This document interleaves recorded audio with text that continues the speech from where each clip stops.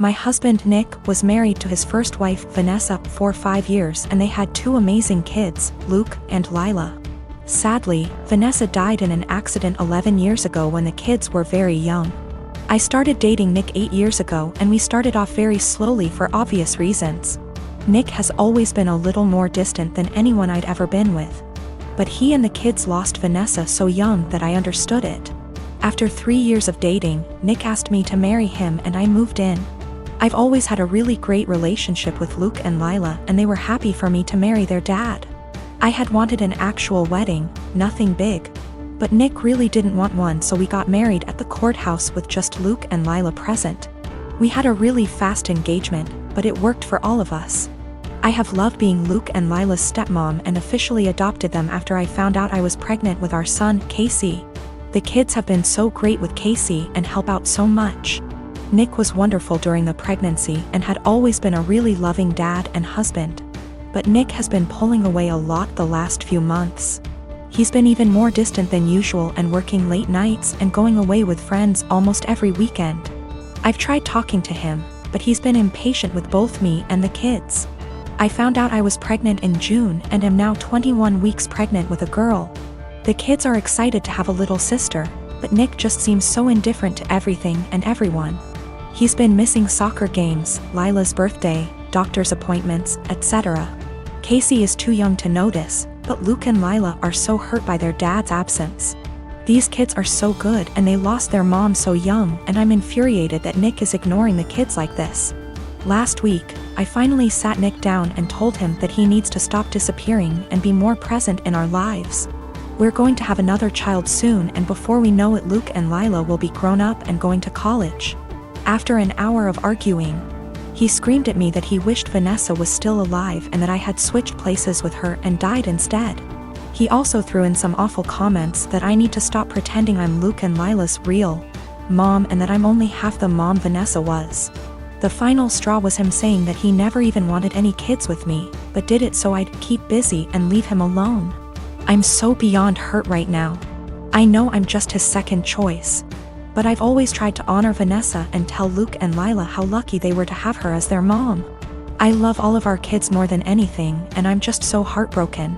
Nick barely pays attention to Casey now and doesn't even acknowledge the pregnancy. He somewhat apologized this weekend and took all 3 kids to lunch, but he won't even look me in the eye. He seems like he wants to talk, but he doesn't say anything, and I'm too upset to even be near him. I'm not sure where to go from here. Honestly, I can't even be around Nick right now, and if there weren't any kids involved, I'd leave and never look back. I'm not sure if he's cheating or the thought of a 4th child is stressing him out. But I'm devastated and not sure how or why I should save this marriage, besides doing it for the kids. My boyfriend started asking to join me in my girls' night in. Every time I tried to say no, he'd be like, "I have to join or you'll have to cancel." It made me and the girls miserable having to sit there with him in the middle. This past Friday he insisted to join us again. I had enough. I came up with an idea to get him to hate hanging out with us. Made a plan and told the girls what we were going to do, and they were down for OT. The girls came and my boyfriend immediately sat with us and started ruining our conversations by steering them towards him / his work / his achievement. So here's what I did.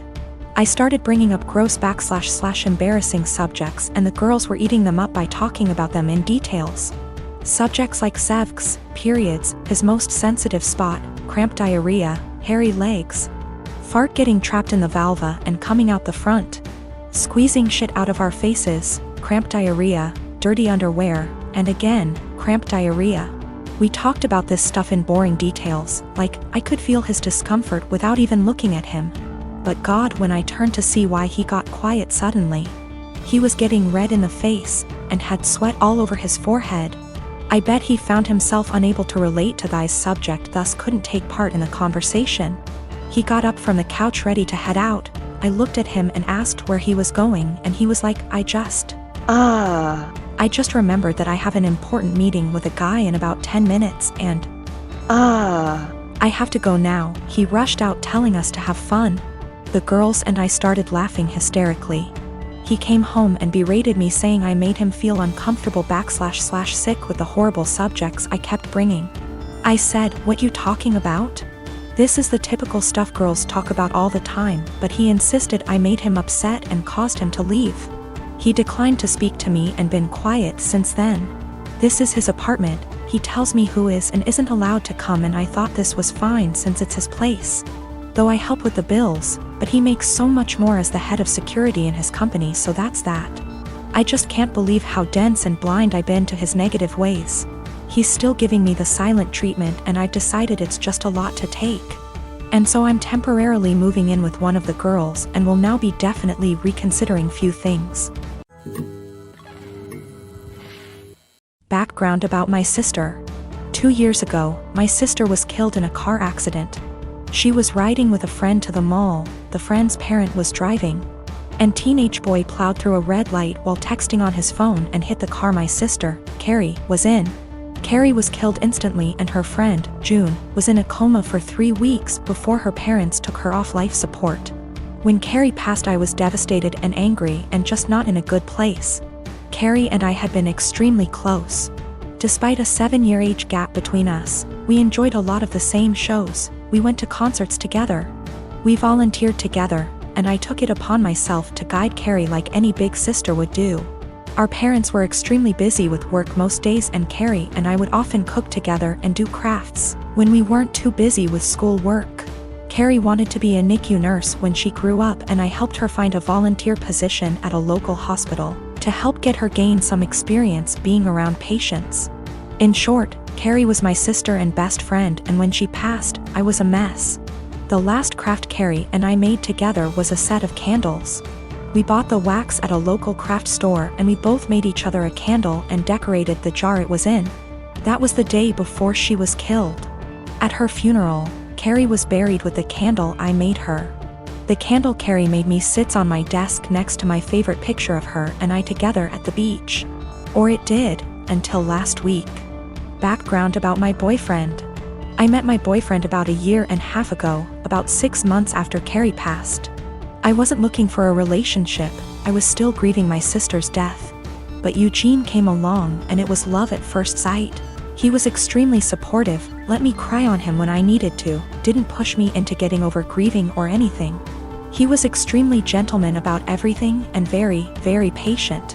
After 6 months of seeing each other pretty regularly, we made it official. Eugene came into my life at a very low point, and he has always been very respectful of sentiments I keep from my sister. Never asking me to take them down, always giving me space when I needed to cry. Eugene, along with most, if not all, of my friends and family know about Carrie's candle. There was a point after she died where I would take the candle with me everywhere out of fear that someone might light it, or steal it.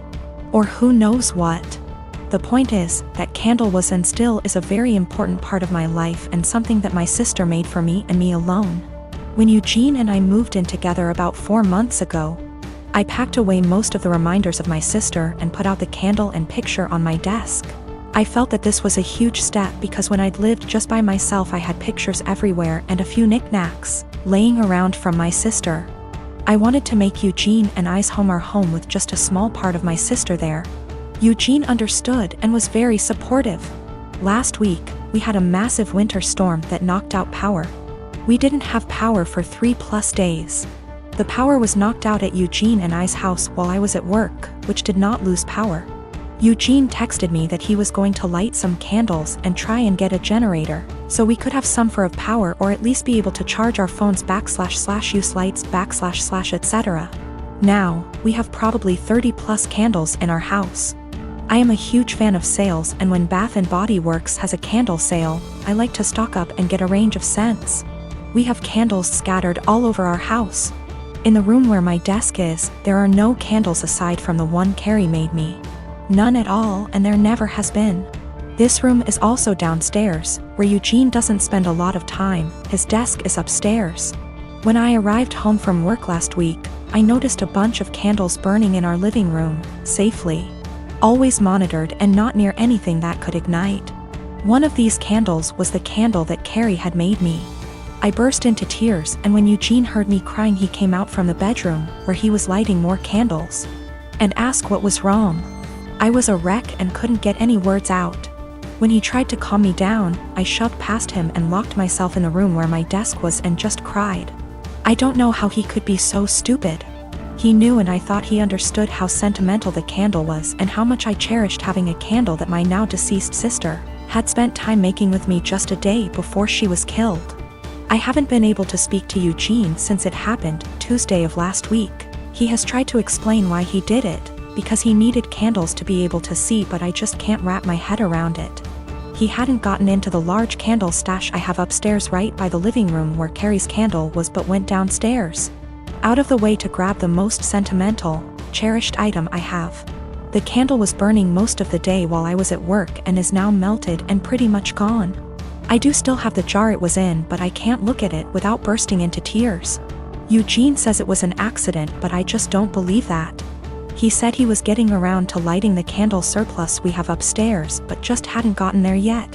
After being home 6 hours alone with no power, I am heartbroken and feel like this is a major slap in the face. I feel disrespected. I feel like he disrespected my sister. I just don't know what to do. I don't feel like I can forgive him for this. I'm in a relationship with a guy who also works in tech. He makes $68K and I make $130K. I am a mechanical engineer at a robotics startup. He works at a more stable job doing programming at a large company. He brought me to meet his friends at a party and they asked me about myself. His friends mostly work in tech too and talked about themselves in terms of their jobs. I told them I'm an hiker, I do archery, I love road trips and camping and riding dirt bikes, etc. Basically talking about my hobbies, because work is just a way to get paid to do the shit I love. It's not how I define myself, and it doesn't come to mind when someone wants me to tell them about myself. One of his friends asked about work and I said, oh gosh, I don't want to talk about work at a party. Spent my whole day sweating my ass off in 95-degree heat trying to replace this busted ass motor just to find the replacement. I wasn't lying or trying to downplay that I have a good job, that really is how I spent my day. And I wasn't in the mood to talk shop at a party. Some other conversations came up casually that probably also made me seem poorer, like me saying that car dealership repairs were a ripoff, and telling my boyfriend that my childhood neighbor's trailer caught on fire and I was gonna visit and help her out. I wasn't doing it on purpose. I was literally just talking about my life, but I guess I gave the impression I was poorer. It got later in the night, everyone was getting drunker, and some of his friends, not close ones though, were making jokes about me growing up in a trailer and being a gold digger, and being ready to jump to a richer guy. Really misogynistic shit honestly, since they don't even know me and seem to just assume all girls are good diggers. He didn't say anything. He later said it was because he'd smoked weed and gets quiet and has trouble carrying on a quick conversation when he's high. But regardless, I felt hurt he didn't say anything. I got irritated with his friends and asked, now why the hell would you say that when I make twice what he does? His friends went quiet for a second and I continued, there ain't no gold to dig here, not with him or anyone at this party. So do y'all think I'm cheap, or do y'all think? My boyfriend wanted to leave the party shortly after and he was pretty upset with me for telling everyone I make twice what he does. I said I would have held my tongue if he'd checked his friends himself. But he didn't say anything, so I wasn't about to let them talk to me like that. He said it was humiliating and now everyone thinks I'm a. And I flippantly said at least they know I'm a rich. He was angry. I embarrassed him when I spoke up. I was angry I had to say anything at all because his friends were talking shit, so it should be on him to check them.